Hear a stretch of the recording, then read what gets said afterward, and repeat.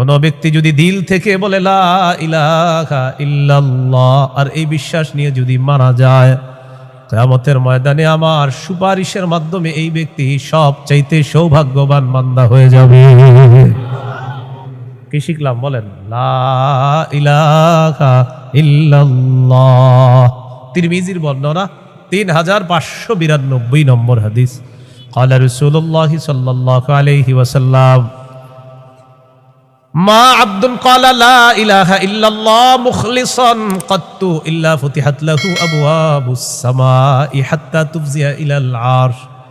নবীজি বলেন, কোন বান্দা যদি একবার ইখলাসের সাথে লা ইলাহা ইল্লাল্লাহ পাঠ করে, আল্লাহর আসমানের সবগুলা দরজা খুলে দেওয়া হয়, তার লা ইলাহা ইল্লাল্লাহ যেন আরশ পর্যন্ত পৌঁছে যায়। একদিন এক ফেরেশতা নবীজির কাছে আসছে।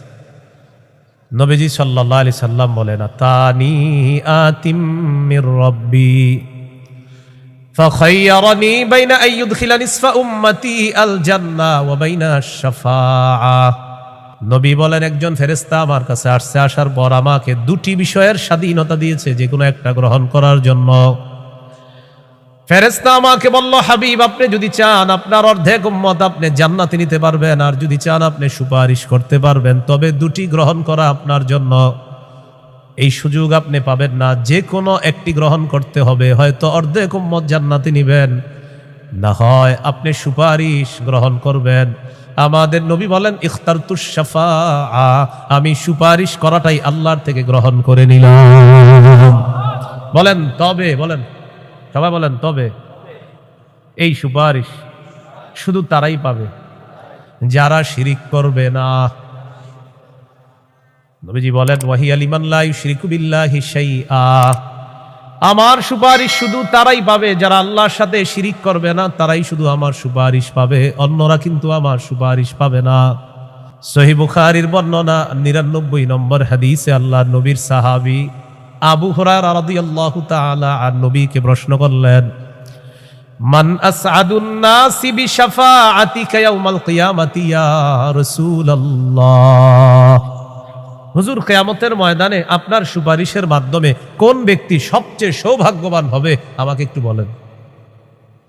নবীজি বললেন, আবু হুরায়রা, আমি জানতাম তোমার আগে এই প্রশ্ন আমাকে কেউ করবে না। লিমা রাআইতু মিন হিরসিকা আলাল ইলম, ইলমের প্রতি তোমার যে আগ্রহ, বিদ্যার প্রতি তোমার যে আগ্রহ, আমি জানতাম তোমার আগে এই প্রশ্ন আমাকে কেউ করবে না, তুমি যে প্রশ্নটা করছো। তো যেহেতু তুমি প্রশ্নটা করেই ফেলছো, উত্তরটা নাও। আসাদুন নাসি বিশাফাআতি ইয়াউমাল কিয়ামাতি মান ক্বালা লা ইলাহা ইল্লাল্লাহ খালিসাম মিন কিবালি নাফসি। কোন ব্যক্তি যদি দিল থেকে বলে লা ইলাহা ইল্লাল্লাহ আর এই বিশ্বাস নিয়ে যদি মারা যায়, কিয়ামতের ময়দানে আমার সুপারিশের মাধ্যমে এই ব্যক্তি সবচাইতে সৌভাগ্যবান বান্দা হয়ে যাবে। কি শিখলাম বলেন? লা ইলাহা ইল্লাল্লাহ। তিরমিজির বর্ণনা 3592 নম্বর হাদিস। قال رسول الله صلى الله عليه وسلم ما عبد قال لا إله إلا الله مخلصا قط إلا فتحت له أبواب السماء حتى تفزع إلى العرش। নবীজি বলেন, কোন বান্দা যদি একবার ইখলাসের সাথে লা ইলাহা ইল্লাল্লাহ পাঠ করে, আল্লাহর আসমানের সবগুলা দরজা খুলে দেওয়া হয়, তার লা ইলাহা ইল্লাল্লাহ যেন আরশ পর্যন্ত পৌঁছে যায়। তাওহীদের কয় শর্ত ভুলে গেছে? কয় শর্ত? 1 নম্বর, আল্লাহ ছাড়া ইলাহ নাই, এই বিশ্বাস নিয়ে মরতে হবে। আল্লাহ তাআলা বলেন, ফামান ইয়াকফুর বিত-তাগুতি ওয়া ইউমিন বিল্লাহ, যারা তাগুতকে অস্বীকার করবে আর আল্লাহকে বিশ্বাস করবে, ফাকাদ ইসতামসাকা বিল উরওয়াতিল ওয়াসকা লান ফিসামা লাহা, তারা এমন এক মজবুত হাতল আঁকড়ে ধরলো যেটা ছুটে যাওয়ার সম্ভাবনা নাই, বিচ্ছিন্ন হওয়ার সম্ভাবনা নাই। এই মজবুত হাতলের নাম হলো তাওহীদ, আল্লাহর একত্ববাদ স্বীকার করা। তাওহীদের মৌলিক 4টি শর্ত। প্রিয় ভাইরা, কয় শর্ত? 1 নম্বর, আল্লাহ ছাড়া কোনো ইলাহ নাই, এই বিশ্বাস নিয়ে মৃত্যুবরণ করা। দুই নম্বর, আল্লাহ ছাড়া কোনো ইলাহ নাই এই কথা মুখে বলবো, পাশাপাশি এই কথায় সামান্যতম সন্দেহ করা যাবে না। তিন নম্বর, আল্লাহ ছাড়া কোনো ইলাহ নাই মুখে বলার পাশাপাশি অন্তরে বিশ্বাস করা। চার নাম্বার, সবচাইতে বেশি আল্লাহকে ভালোবাসা। এই হলো তাওহীদের চার শর্ত। তাওহীদের কয় শর্ত? এক নম্বর, আল্লাহ ছাড়া কোনো ইলাহ নাই এই বিশ্বাস নিয়ে মৃত্যুবরণ করা। দুই নম্বর, আল্লাহ ছাড়া কোনো ইলাহ নাই এই কথায় সন্দেহ করা যাবে না। তিন নম্বর, আল্লাহ ছাড়া কোনো ইলাহ নাই এটা মুখে বলা, অন্তরে বিশ্বাস করা। চার নাম্বার, আল্লাহকে সবচেয়ে বেশি ভালোবাসা। এই হলো তাওহীদের চার শর্ত। বাইরের মাইকের আওয়াজ আবার বাড়াইছেন, ঠিক না? ওইটা কমান, এটাও কমান। আপনি পরে বাড়ান, আমার বয়ানটা একটু কমান না, সমস্যা কি? বুঝে না কিছু, মানে আমি এটা আপনার জন্য ভালো। আরো বুঝে না, এর কথা হলো ফাটাইতে হবো, বুঝতে হবো আমার মাইক এরকম এরকম। আমি তো বলছি না খারাপ, আমি বলছি খারাপ, আমি তো ভালোই বলছি। আমি বয়ান করতে পারি, সামনে দাওয়াত দেন না, এর তো মাইক লাগাইলে। কিন্তু বারবার মাহফিলে বলি, মাইক কম হবে ওই মাহফিলে দাওয়াত অটোমেটিক পাবেন, বেশি মাইক হবে আর দাওয়াত পাবেন না। সোজা হিসাব, আমার বয়ানে মাইক কম থাকতে হবে, এটা আমি আলাদা বিষয়। মাইক যত কম হবে, যদি আবেদন করেন যে হুজুর মাইক দুইটা, তো দেখবেন দাওয়াত আগে দিব আপনাকে। মাইক বেশি লাগাবেন, আমার পাবেন না, সোজা হিসাব। মাইক কমাইতে হবে আমার বয়ানে কারো যেন কোনো ক্ষতি না হয়, মাথায় রাখবেন। তাওহীদের চারটা শর্ত। এক নম্বর, আল্লাহ ছাড়া কোনো ইলাহ নাই এই বিশ্বাস নিয়ে মৃত্যুবরণ করা। দুই নম্বর, আল্লাহ ছাড়া কোনো ইলাহ নাই এই কথায় সামান্য সন্দেহ করা যাবে না। তিন নম্বর, আল্লাহ ছাড়া কোনো ইলাহ নাই এটা মুখেও বলা, অন্তরে বিশ্বাস করা। চার নাম্বার, আল্লাহকে সবচেয়ে বেশি ভালোবাসা। এক নাম্বার শর্ত, আল্লাহ ছাড়া ইলাহ নাই এই বিশ্বাস নিয়ে মৃত্যুবরণ করা। সহিহ বুখারীর ২৬ নম্বর হাদিস। এই হাদিসের বর্ণনাকারী উসমান রাদিয়াল্লাহু তাআলা আনহু, তিনি বলেন, عن عثمان رضي الله تعالى عنه قال قال رسول الله صلى الله عليه وسلم من مات وهو يعلم أنه لا إله إلا الله دخل الجنة। নবীজি বলেন, কেউ যদি এই বিশ্বাস নিয়ে মারা যায় আল্লাহ ছাড়া কোনো ইলাহ নাই, আমি নবী বলে দিলাম দাখালাল জান্নাহ, সে জান্নাতে প্রবেশ করবে। সহিহ বুখারীর বর্ণনা ১২৩৭ নম্বর হাদিস, ১২৩৭। জিবরিল আমিন নবীর কাছে আসছে, আসার পর বললেন, বাশির উম্মাতাকা আন্নাহু মান মাতা মিন উম্মাতিক লা ইউশরিকু বিল্লাহি শাইআ দাখালাল জান্নাহ। জিবরিল আমিন আসছে, আসার পর বলে, ইয়া রাসূলুল্লাহ, আপনার উম্মতের মধ্যে যারা শিরিক না করে মারা যাবে, আল্লাহ তাআলা আমাকে পাঠিয়েছে আপনাকে বলার জন্য, শিরিক করা ছাড়া যারা মারা যাবে আপনি ওই উম্মতকে জান্নাতে প্রবেশের সুসংবাদ জানায় দেন। বুঝে আসছেন সবার? তাহলে এক নাম্বার, আল্লাহ ছাড়া কোনো ইলাহ নাই এই বিশ্বাস নিয়ে মৃত্যুবরণ করা। দুই নম্বর, আল্লাহ ছাড়া কোনো ইলাহ নাই এই কথায় সামান্য সন্দেহ করা যাবে না। সূরা হুজুরাতের 15 নম্বর আয়াতে আল্লাহ বলেন, ইন্নামাল মুমিনুনা আল্লাযীনা আমানু বিল্লাহি ওয়া রাসূলিহি সুম্মা লাম ইয়ারতাবু ওয়া জাহাদু বিআমওয়ালিহিম ওয়া আনফুসিহিম ফী সাবিলিল্লাহ উলাইকা হুমুস সাদিকুন। আল্লাহ তাআলা বলেন, প্রকৃত ঈমানদার হলো তারা যারা আল্লাহকে বিশ্বাস করে, রাসূলকে বিশ্বাস করে, সামান্য সন্দেহ করে না। ওয়াজাহাদু বিআমওয়ালিহিম ওয়া আনফুসিহিম ফী সাবিলিল্লাহ, যারা নিজেদের জান-মাল নিয়ে আল্লাহর রাস্তায় লড়াই করে। আল্লাহ বলেন, উলাইকা হুমুস সাদিকুন, আমি আল্লাহ তাদেরকে কোরআনে খাঁটি সত্যবাদী বলে ঘোষণা করলাম। এরা খাঁটি সত্যবাদী, আল্লাহকে বিশ্বাস করে, রসুলকে বিশ্বাস করে, একটু সন্দেহ করে না। 3 নম্বর শর্ত, লা ইলাহা ইল্লাল্লাহ, আমি মুখে উচ্চারণ করলাম আল্লাহ ছাড়া কোনো ইলাহ নাই, অন্তরেও বিশ্বাস করা।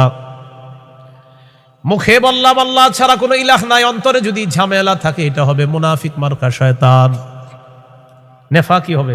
এটা কি হবে বলেন তো? সবাই বলেন, কি হবে? নেফাকি হবে। মুখে বলতে হবে, অন্তরেও স্বীকার করতে হবে।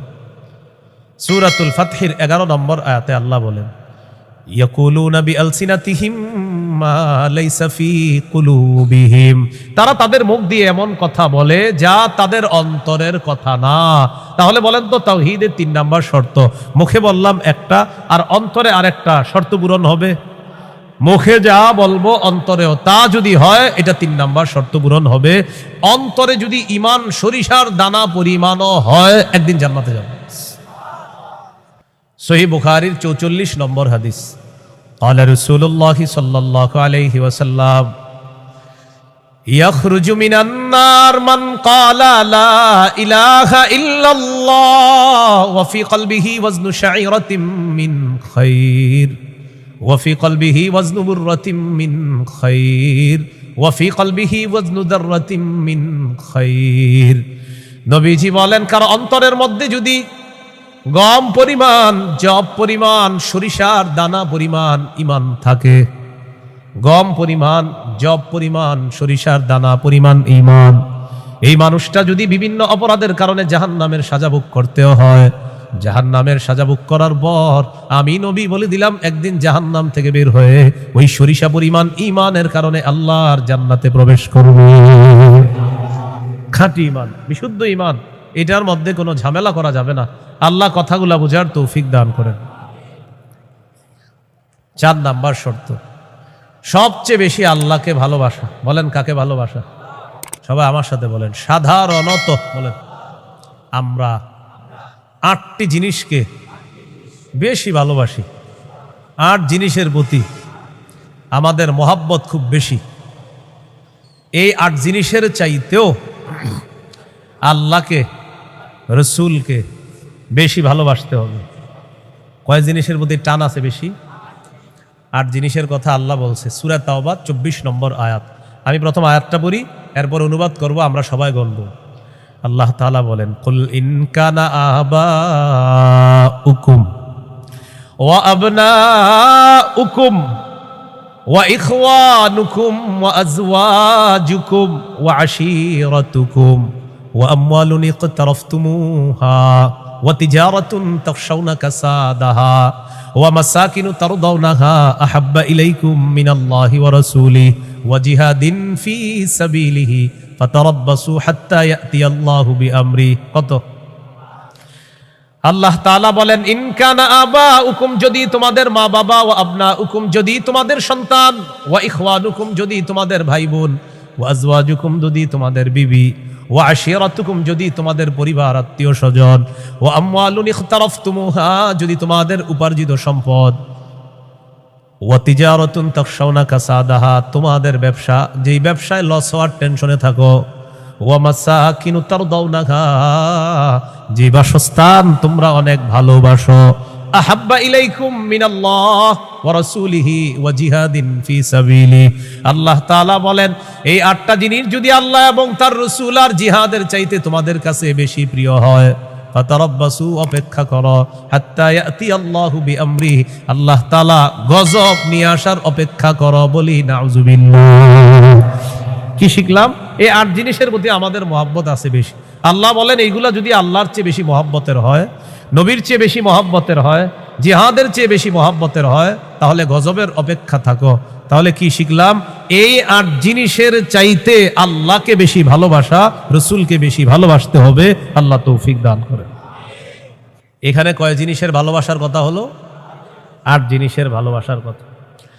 এবার আমার সাথে বলেন, সাধারণত, মৌলিকভাবে 2টা জিনিস আমাদেরকে আল্লাহর থেকে দূরে রাখে। 1, সম্পদ, 2, সন্তান। এই 2টা মৌলিকভাবে আমাদেরকে খালি আল্লাহর থেকে গাফেল করে দেয়। সূরা মুনাফিকুনের 9 নম্বর আয়াতে আল্লাহ বলেন, ইয়া আইয়ুহাল্লাযীনা আমানু লা তুলহিকুম আমওয়ালুকুম ওয়ালা আওলাদুকুম আন যিকরিল্লাহ। আল্লাহ তাআলা বলেন, হে ঈমানদারগণ, লা তুলহিকুম আমওয়ালুকুম ওয়ালা আওলাদুকুম, তোমাদের সম্পদ, তোমাদের সন্তান তোমাদেরকে যেন গাফেল করে না দেয়, আন যিকরিল্লাহ, আল্লাহর স্মরণ থেকে যেন গাফেল করে না দেয়। দোকানের শাটারটা লাগাইতেছেন, অর্ধেক শাটার আপনি নিছেন, মুয়াজ্জিন মসজিদের মধ্যে বলে কদ কামাতিস সালাহ, কদ কামাতিস সালাহ, নামাজ দাঁড়ায় গেছে, নামাজ দাঁড়িয়ে গেছে। এই টাইমে কাস্টমার এসে কয় 10,000 টাকার সদায় লাগবে, টেনশনে পড়ে গেলেন, নামাজ 10,000, নামাজ 10,000, নামাজ 10,000, পুরাই টেনশনে আছেন। আল্লাহ তাআলা বলেন সম্পদ যেন তোমাদেরকে আল্লাহর থেকে দূরে সরায় না দেয়।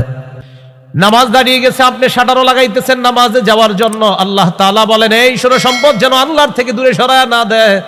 কাস্টমার কয় 10,000, মুয়াজ্জিন কয় কদ কামাতিস সালাহ, টেনশনে পড়ে গেছে, কি করব? সূরা তাহার 132 নম্বর আয়াতে আল্লাহ বলেন লা নাসআলুকা রিজকা নাহনু নারযুকুকা, নবী আপনার কাছে আমি রিজিক চাই না, আমি আপনারে রিজিক দেই। পরিবারকে নামাজের কথা বলেন, নিজে নামাজ পড়েন। নামাজের পর আল্লাহ তাআলা রিজিকের কথা কেন বললেন? কারণ রিজিকের টেনশনে মানুষ নামাজ থেকে দূরে থাকে। আল্লাহ বলেন বান্দা তুমি নামাজে যাও, আমি তোমার থেকে রিজিক চাই না, আমি আল্লাহ তোমাকে রিজিক দিয়ে দিই। সম্পদ আল্লাহর থেকে দূরে রাখে। আর হলো সন্তান, সারাদিন কান্নাকাটি করে না, যেই জোহর নামাজে রওনা করবেন ওই টাইমে কয় আমি চিপস খাবো, সারাদিন কানবে না। যখন নামাজে যাবেন তখন এক দুনিয়ার যত কিছু আছে সব খাইতে মন চায়, ইবলিস এসে খোঁচায় কয়টা কয়টা কয়টা। আপনি তখন বুদ্ধি করে কি করবেন, ওইটারে প্যাম্পাস পরায় মসজিদের এক কোনায় নিয়ে বসায় তুমি বসে থাকেন, বসে থাকেন, বুঝেন নাই? আর ইবলিসরে বলবেন ইবলিস তুমি যেই ঝামেলাটা আমার সাথে ডেলি নামাজের সময় করো, এই ঝামেলা করে কাজ হবে না। কারণ নামাজের সময় তুই যতবার আমার সন্তানরে খোঁচাবি, ওরে ততবার কাঁধে করে মসজিদে নিয়ে যাবো। প্যাম্পাস পরায় ওটারও নিয়ে যাবেন মসজিদে, নিয়ে পাশে বসায় রাখবেন, বুঝে থাকবেন। ইবলিস বুঝে ফেলবে না এই রে খোঁচায় লাভ না, এরে খোঁচাইলে এই সন্তানও নামাজি বানায় ফেলবে। সুবহানাল্লাহ। সম্পদ সন্তান আল্লাহর থেকে আমাদেরকে দূরে রাখে। প্রিয় ভাইয়েরা, এই দুই জিনিস যেন আমাদের ভিতরে এত মহব্বত গালেব না হয় যে এই দুই জিনিস এত পরিমাণ মহব্বত করতে গেলাম আল্লাহকে ভুলে গেলাম, আখিরাত ভুলে গেলাম, এমনটা যেন না হয়। সম্পদ ভালোবাসি, সন্তান ভালোবাসি, মা ভালোবাসি, বাবা ভালোবাসি ঠিক, কিন্তু এর চেয়ে বেশি ভালোবাসি আল্লাহ। এই হলো আল্লাহকে সবচেয়ে, তাওহীদের কয় শর্ত? 4 নাম্বার। সবচেয়ে বেশি কাকে ভালোবাসা? আল্লাহকে, রসুলকে সবচেয়ে বেশি ভালোবাসা, আল্লাহকে এরপর রসুলকে সবচেয়ে বেশি ভালোবাসা। সহিহ বুখারীর বর্ণনা 16 নম্বর হাদিস, ক্বালা রাসূলুল্লাহ সাল্লাল্লাহু আলাইহি ওয়াসাল্লাম সালাসুন মান কুন্না ফীহি ওয়াজাদা হালাওয়াতাল ঈমান। নবীজি বলেন 3টা বৈশিষ্ট্য যদি কারো মধ্যে থাকে, সে অন্তরের মধ্যে ঈমানের স্বাদ আস্বাদন করতে পারবে। 1 নাম্বার আইয়াকুন আল্লাহু ওয়া রাসূলুহু আহাব্বা ইলাইহি মিম্মা সিওয়াহুমা, আল্লাহ আল্লাহ রসুল ছাড়া যত কিছু আছে সবকিছুর চাইতে আল্লাহ আর তার নবীকে বেশি ভালোবাসা। 2 নাম্বার ওয়া আইয়ুহিব্বাল মারআ লা ইউহিব্বুহু ইল্লা লিল্লাহ, কোন মুসলমানকে শুধুমাত্র আল্লাহর জন্য ভালোবাসা। 3 নাম্বার ওয়া আইয়াকরাহা আইয়াউদা ফিল কুফরি কামা ইয়াকরাহু আইয়ুকযাফা ফিন্নার, আগুনের মধ্যে পুড়ে যাওয়া যেমন অপছন্দ, তেমনি ভাবে কুফরি করাটাও এমন অপছন্দ হওয়া। কোটি কোটি টাকা আপনার সামনে রাখা হলো আর বলা হলো আগুনে পুড়ে মারা যাও, আপনি তখন জবাব দিবেন হ্যাঁ আপনার কি মাথা খারাপ? আগুনে পুড়ে যদি আমি মারা যাই তুই কোটি টাকা দিয়ে আমি করবো কি? এবার আপনাকে বলা হলো কোটি কোটি টাকা দেওয়া হবে, তুমি কুফরি করো, আপনি জবাব দিবেন কোটি টাকার বিনিময়ে যেমন দুনিয়ার আগুনে পুড়তে চাই না, তেমনি ভাবে কোটি টাকার বিনিময়ে কুফরি করে জাহান্নামের আগুনেও পুড়তে চাই না। নবীজি বলেন কারো মধ্যে যদি এমন অনুভূতি থাকে আগুনে পুড়ে যাওয়া তার অপছন্দ, তেমনি ভাবে কুফরি করাটাও তার কাছে অপছন্দের, আল্লাহ তাআলা তার অন্তরের মধ্যে ঈমানের স্বাদ তৈরি করে দিবেন, ঈমানের স্বাদ দিবেন। তো এই 3টার মধ্যে একটা হলো আল্লাহকে বেশি ভালোবাসা। বলেন তো তাওহীদের কয় শর্ত? 1 নম্বর আল্লাহ ছাড়া কোনো ইলাহ নাই, এই বিশ্বাস নিয়ে মৃত্যুবরণ করা। 2 নাম্বার আল্লাহ ছাড়া কোনো ইলাহ নাই, এটার মধ্যে একটুও সন্দেহ করা যাবে না। 3 নাম্বার আল্লাহ ছাড়া কোনো ইলাহ নাই, এটা মুখে বলা, অন্তরে স্বীকার করা, বিশ্বাস করা। 4 নাম্বার আল্লাহকে সবচেয়ে বেশি ভালোবাসা। এই 4 শর্ত পূরণ করে আমরা যেন কবরে যেতে পারি, আল্লাহ তাআলা তৌফিক দান করেন। এরপরে আল্লাহ বলেন ওয়াল্লাহু সামিউন আলিম, আল্লাহ সর্বশ্রোতা সর্বজ্ঞানী। এটা হলো সূরা বাকারার 256 নম্বর আয়াত।